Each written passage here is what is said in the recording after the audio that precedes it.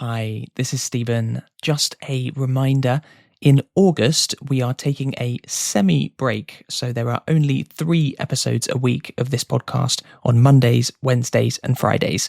We'll be back to 5 days a week in September. Also, we are keeping our old lower price of becoming a Send 7 supporter until the end of August, and then the price will go up in September. But the price won't go up for people who subscribe before the end of August. So this is the best time to become a Send 7 supporter.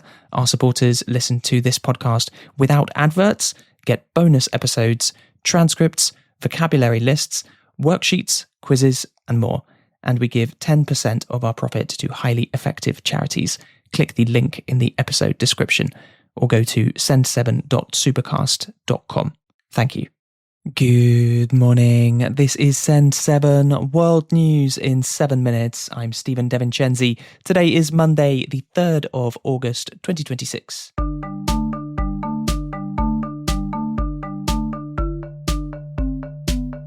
Starting in Africa today, in Spain, over 60,000 migrants illegally crossed into the city of Ceuta, which is surrounded by Morocco, between Thursday and Friday, according to local officials.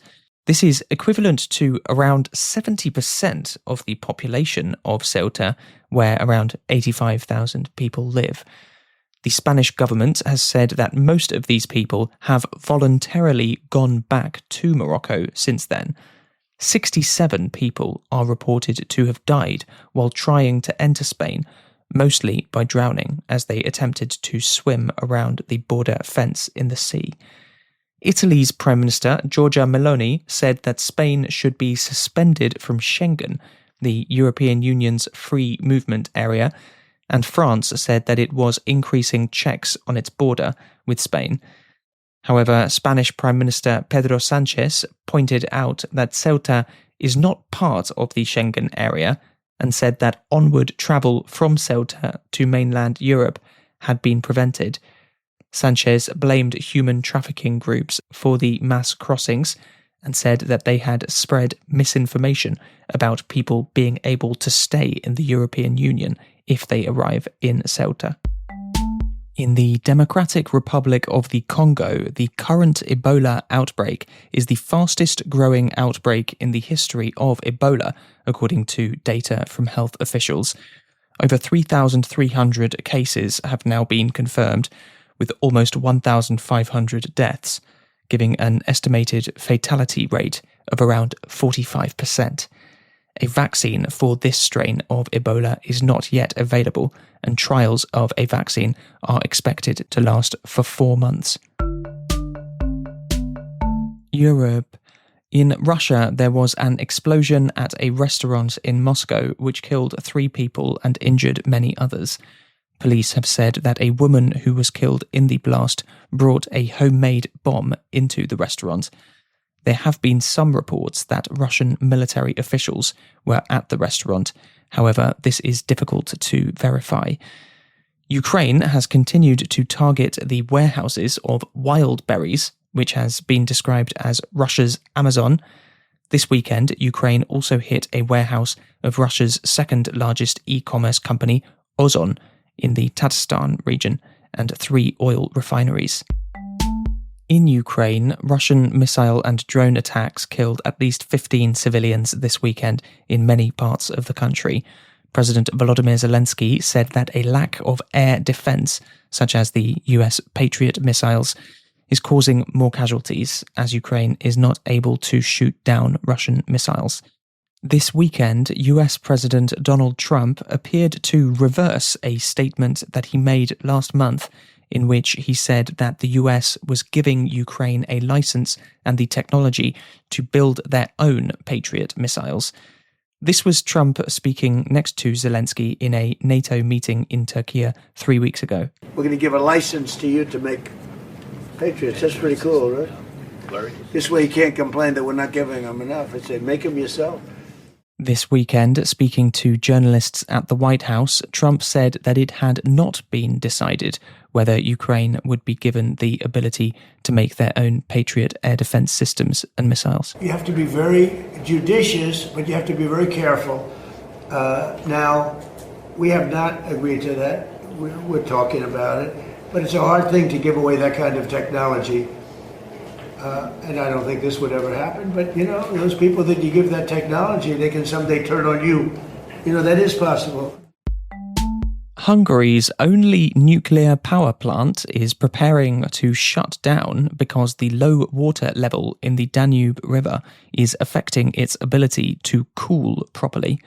The Pax nuclear plant produces half of Hungary's electricity, and since it was opened in 1982, this is the first time that it has ever had to shut down because of a lack of water in the Danube. FIFA, the world's football governing body, has abandoned a controversial plan to partially privatise itself and its football tournaments after UEFA, the European football governing body, and many other football associations around the world rejected the idea. There have been many calls for President Gianni Infantino to resign. Asia. In Nepal, a curfew has been imposed in the Siraha district because of sectarian violence. Reuters has reported that violence started between Hindus and Muslims during overlapping festivals. In Palestine, doctors at the Al-Aqsa Martyrs Hospital in Gaza say that an Israeli airstrike hit a warehouse containing medical supplies. Health officials also said that 2 Palestinians were killed in Gaza City in an airstrike. Israel's military said that it had targeted Hamas militants. America's. In Peru, former President Ollanta Humala has been released from prison after the Constitutional Court overturned his conviction. Humala was president from 2011 to 2016, but last year he and his wife were found guilty of money laundering for receiving illegal campaign finance from a Brazilian construction company during his successful presidential campaign in 2011.